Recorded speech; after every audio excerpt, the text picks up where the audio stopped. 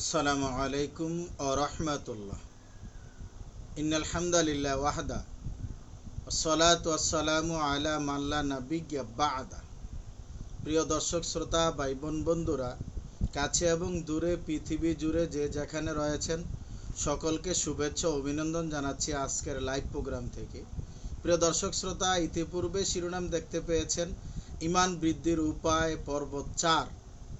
ঈমান বৃদ্ধি হয় এমন কতগুলি আমল রয়েছে যে আমলের মধ্য দিয়ে আমাদের ঈমান বৃদ্ধি পাবে। নারী পুরুষ ছোট বড় যেই সকল মানুষ আল্লাহকে ভয় করে তার প্রতি বিশ্বাস স্থাপন করে তাকে স্বীকৃতি দিয়ে মুসলিম হিসাবে নিজেকে পরিচয় দিয়ে থাকি আমরা, সেই মুসলিমদের ঈমান বৃদ্ধি করার জন্য, ঈমানটাকে আরও তরুতাজা করার জন্য, নবায়ন করার জন্য যতগুলি উপায় আছে তার আজকের চতুর্থ পর্বে যেই বিষয়টা নিয়ে প্রথমে আলোচনা পেশ করব ইনশাআল্লাহ, তার প্রথমই হলো অধিক লজ্জাশীলতা। যেই মুসলিম অধিক লজ্জাশীল, অধিক লজ্জা করে, সেই তার ঈমানকে বৃদ্ধি করার একটা সুবর্ণ সুযোগ পেয়ে যায়। জামিয়াত তিরমিজি 2615 নম্বর হাদিস, ক্বালা রাসূলুল্লাহ সাল্লাল্লাহু আলাইহি সাল্লাম আল হায়াউ মিনাল ঈমান। আল্লাহ রাসূল সাল্লাল্লাহু আলাইহি সাল্লাম ঘোষণা করেছেন যে লজ্জা হলো ঈমানের অঙ্গ। অন্য হাদিসে রয়েছে আল্লাহ রাসূল বলছেন যে ঈমানের সর্বোচ্চ শাখা হলো লা ইলাহা ইল্লাল্লাহ, আর সর্বনিম্ন শাখা হলো ইমাতাতুল আযানিত তরিক, রাস্তা থেকে কষ্টদায়ক জিনিস সরিয়ে দেওয়া। তো এই হাদিস দ্বারা প্রমাণিত যে ঈমানের অঙ্গ হলো লজ্জা করা, আর সবচেয়ে বেশি লজ্জা করতে হবে আল্লাহ সুবহানাহু ওয়া তাআলাকে। আর এই ঈমান আর লজ্জা দুইটা একটার সাথে আরেকটা ওতপ্রোতভাবে জড়িত। জামিয়াত তিরমিজির 2009 নম্বর হাদিস, ক্বালা রাসূলুল্লাহ সাল্লাল্লাহু আলাইহি সাল্লাম আল হায়াউ মিনাল ঈমান। আল্লাহ রাসূল বলছেন লজ্জা হলো ঈমানের অঙ্গ, আল ঈমানু ফিল জান্নাহ, আর ঈমান জান্নাতে নিয়ে যাবে। আল্লাহু আকবার। অর্থাৎ লজ্জা যেমন ঈমানের সাথে সম্পৃক্ত, আর ঈমানটা যদি আপনার ঠিক থাকে, তরুতাজা থাকে, তাহলে এইটাই কোথায় নিয়ে যাবে? আপনার জান্নাতে নিয়ে যাবে। আল্লাহু আকবার। এই জন্য আল্লাহ রাসূলের ঘোষণা যে হায়াউ মিনাল ঈমান আল ঈমানু ফিল জান্নাহ। সুতরাং আমাদের প্রত্যেকের খেয়াল রাখতে হবে দিনে রাত্রিতে, সকালে বিকালে, সামাজিক কাজে, রাজনৈতিক কাজে, অর্থনৈতিক কাজে, যাবতীয় কাজে আমরা যেন আমাদের এমন কোনো কাজ, এমন কোনো কথা না বলি যা ঈমানের ঘাটতি হয়, বরং আমাদের কাজ, কর্ম, আচার আচরণ, চালচলন সব কিছু আমরা ঢেলে সাজাবো। যেহেতু আল্লাহ রাসূল বলছেন হুব্বু ফিলাল বুগযু ফিলা, কাউকে ঘৃণাও করবো আল্লাহর উদ্দেশ্যে, ভালোবাসবো আল্লাহর উদ্দেশ্যে। তাই আমাদের ঈমান বৃদ্ধি হয় যে আমলগুলি আছে, এই আমলগুলির অন্যতম হলো আল্লাহকে বেশি লজ্জা করা, বা স্বাভাবিকভাবে লজ্জা করা, পাপের কাজকে লজ্জা করা, বা আদবের বরখেলাফ হয় বা লজ্জা হয় যেই কাজগুলি, এই কাজগুলিকে আমরা দৃঢ়তার সাথে আমরা লজ্জা করব। যেহেতু আল্লাহ রাসূল বলছেন যে লজ্জা ঈমানের অঙ্গ, তাই লজ্জাকে আমরা প্রাধান্য দেব। জামিয়াত তিরমিজি 2418 নম্বর হাদিস, মিশকাতুল মাসাবির 1608 নম্বর, মুসনাদে আহমদে 3671 হাদিসটা পাবেন। রাসূল সাল্লাল্লাহু আলাইহি সাল্লাম বলেছেন তোমরা আল্লাহকে যথাযথ লজ্জা করো। আমরা লজ্জা করি, সকল প্রশংসা আল্লাহর জন্য, আলহামদুলিল্লাহ। সাহাবায়ে কেরাম বলেন ইয়া রাসূলুল্লাহ আমরা তো লজ্জা করি। আল্লাহ রাসূল বললেন যে তোমরা সবচেয়ে বেশি আল্লাহকে লজ্জা করো। সাহাবায়ে কেরাম বললেন আমরা তো সবচেয়ে বেশি আল্লাহকে লজ্জা করি, আলহামদুলিল্লাহ। আল্লাহ রাসূল বললেন তা নয়, বরং তোমরা তোমার মাথা এবং তার মধ্যে যা সংরক্ষণ করবে, পেট ও এর মধ্যে যা আছে হিফাজত করবে, মৃত্যুকে স্মরণ করবে, এরপর পচে গলে যাবার কথা স্মরণ করবে। যে পরকালের আশা করে দুনিয়ার জাকজমক পরিহার করে সে ওই সকল কাজ করতে পারে, সেই প্রকৃত লজ্জা করে আল্লাহকে। সুবহানাল্লাহ বিহামদি সুবহানাল আযীম। অর্থাৎ লজ্জাটা হলো কাজে কর্মের মধ্য দিয়ে তোমাদের মাথা এবং তার মধ্যে যা আছে তা সংরক্ষণ করবে, অর্থাৎ আল্লাহর ভয়, আল্লাহকে ভালোবাসা, আল্লাহর দ্বীন নিয়ে চিন্তা করা। পেট এর মধ্যে যা কিছু আছে তার হেফাজত করবে, কোরআন সুন্নাহর আলোকে খাওয়া দাওয়া, কোরআন সুন্নাহর আলোকে আপনার কথা ভিতরে রাখা বা বলা, কোরআন সুন্নাহর আলোকে ঈমান সংরক্ষণ করা, মৃত্যুকে বেশি বেশি স্মরণ করা, পচে গলে যাবার কথাকে স্মরণ রাখা। তারপরে এই কথাগুলি স্মরণ করলে তো আপনি পাপের কাজ করার কথা নয়, লজ্জা করার কথা।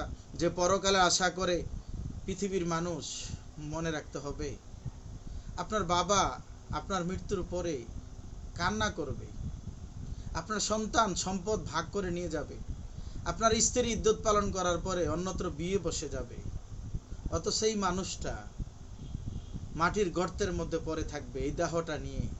একবারও কি প্রিয় দর্শক শ্রোতা এই চিন্তা হয়?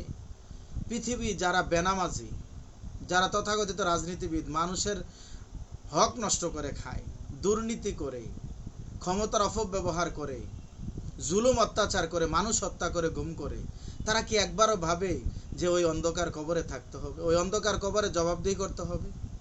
আমার মনে হয় একবারও ভাববে না। যদিও মানুষের প্রকাশ্যে বলে এটা হলো ছলচাতুরি, ছলনা। এরা ছলনা করে। যদি সত্যিকার অর্থে আল্লাহকে ভয় করে তাহলে মানুষ খুন করতে পারে না, মানুষ গুম করতে পারে না, মানুষকে হত্যা করতে পারে না, মানুষের হক নষ্ট করতে পারে না। ক্ষমতার নামে, পদের নামে মানুষকে আটকিয়ে রাখা, মানুষের প্রতি জুলুম করা কেউ করতে সাহস পাবে না। বলা রাসূলুল্লাহ সাল্লাল্লাহু আলাইহি ওয়াসাল্লাম, জুলমু জুলমাতু ইয়াউমাল কিয়ামা, যে ব্যক্তি জুলুম করবে এটা হাসরের ময়দান অন্ধকারে দাঁড়াবে। সবচেয়ে আরো কঠিন বিষয় হলো আল্লাহ রাসূল বলছেন কিছু পাপ আছে যেই পাপের শাস্তি সে পরকালে পাবে এবং দুনিয়াতে পাবে। তার মাঝে অন্যতম হলো যদি কেউ জুলুম করে তার পরকালে শাস্তি তো আছে, দুনিয়াও শাস্তি ভোগ করতে হবে। ইন্নালিল্লাহ। আমরা বাস্তবতা ডানে বামে তাকালে দেখি কি সামাজিক নেতা, রাজনৈতিক নেতা, ধর্মীয় নেতা যারা জুলুম করে তাদের শাস্তি চোখের সামনে হয়ে যায়।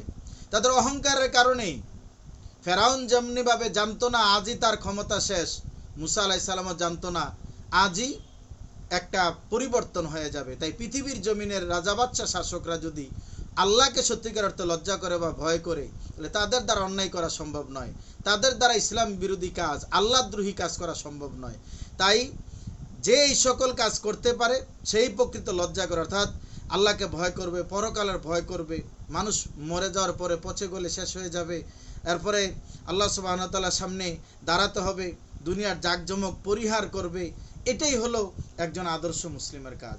সুতরাং আমরা চেষ্টা করব আল্লাহ সুবহানাহু ওয়া তাআলাকে ভয় করে, অধিক লজ্জা করে আমরা যেন আমাদের ইমানকে তরুতাজা করতে পারি, আমরা যেন ইমানটাকে বৃদ্ধি করতে পারি। ইমান বৃদ্ধি করার যতগুলি উপায় আছে তার অন্যতম উপায় হলো গুনাহ নিয়ে অনুতপ্ত হওয়া। যখনই আমরা গুনাহ করে ফেলবো, পাপ করে ফেলবো, অন্যায় করে ফেলবো, অপরাধ করে ফেলবো, সাথে সাথে অনুতপ্ত হব। ইবনে মাজাহ 4252 নম্বর হাদিস, আল্লাহ রাসূল বলছেন আন-নাদামু তাওবা, অনুতপ্ত হওয়াই তওবা। অনুতপ্ত হওয়া। পৃথিবীর জমিনে পদাধিকার বলে কেউ বড় হলে তার সামনে কত কাকুতি মিনতি করে দাঁড়ায়, অপরাধী হলে, বিচারের সম্মুখীন হলে নত হয়ে দাঁড়ায়, অথচ প্রকৃত নত হবে আল্লাহ সুবহানাহু ওয়া তাআলার কাছে। অনুতপ্ত হতে হবে, গুনাহ করার পরে অনুতপ্ত হতে হবে এবং আল্লাহর কাছে ক্ষমা চাইতে হবে। ইবনে মাজাহ 4250 নম্বর হাদিস, আল্লাহ রাসূল বলেছেন তওবাকারী নিষ্পাপ ব্যক্তি সমতুল্য। আল্লাহু আকবার। যেমনিভাবে শরীরে ময়লা থাকলে সাবান দিয়ে গোসল করলে ময়লা দূর হয়ে যায়, তেমনিভাবে কোনো মানুষ যদি তওবা করে তার শরীরের যাবতীয় গুনাহ মাফ হয়ে যায়। সুবহানাল্লাহ। যাবতীয় গুনাহ ঝরে পড়ে যায়। আল্লাহু আকবার। সুতরাং ঈমান বৃদ্ধি করার জন্য আমরা চেষ্টা করব দিনে রাত্রিতে আল্লাহ সুবহানাহু ওয়া তাআলার কাছে তওবা করতে, ক্ষমা প্রার্থনা করতে। রাসূল সাল্লাল্লাহু আলাইহি সাল্লাম 70 বার, অন্য হাদিসে 100 বারের কথা আসছে, তিনি ক্ষমা প্রার্থনা করতেন আল্লাহ সুবহানাহু ওয়া তাআলার কাছে। ঈমান বৃদ্ধির যতগুলি উপায় আছে তার অন্যতম হলো হারাম থেকে বেঁচে থাকা। সহিহ বুখারী 2051 নম্বর হাদিস, আল্লাহ রাসূল সাল্লাল্লাহু আলাইহি সাল্লাম ঘোষণা করেছেন পাপসমূহ আল্লাহর সংরক্ষিত এলাকা।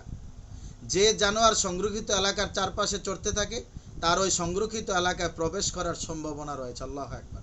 অর্থাৎ কোনো দেয়ালের বা প্রাচীরের অথবা জমির আইলে যদি বেড়া দেওয়া থাকে আর আশেপাশে যদি গরু ছাগল ঘুরে, যে কোনো মুহূর্তে রশি ছিঁড়ে বা বেড়া নষ্ট করে ওই জমির ফসল যেমন নষ্ট করার সম্ভাবনা রাখে, যদি কোনো মানুষ ছোট হোক আর বড় হোক পাপ কাজ করে তাহলে পাপ কাজের মধ্য দিয়ে আল্লাহ সুবহানাহু ওয়া তাআলা সংরক্ষিত এলাকায় ঢুকে পড়ার সম্ভাবনা রাখে বা এইটার সম্ভাবনা বেশি থাকে। অতএব যে কোনো অবস্থাতে ছোট হোক আর বড় হোক আল্লাহ সুবহানাহু ওয়া তাআলাকে ভয় করে যাবতীয় পাপের কাজ, যাবতীয় গুনার কাজ, যাবতীয় মন্দ কাজ, অপরাধমূলক কাজ থেকে নিজেকে সংরক্ষণ করতে হবে। কেননা আল্লাহ তাআলার সংরক্ষিত এলাকা, পাপ কাজ করা মানে আপনি আল্লাহর সংরক্ষিত এলাকায় প্রবেশ করে ফেলা।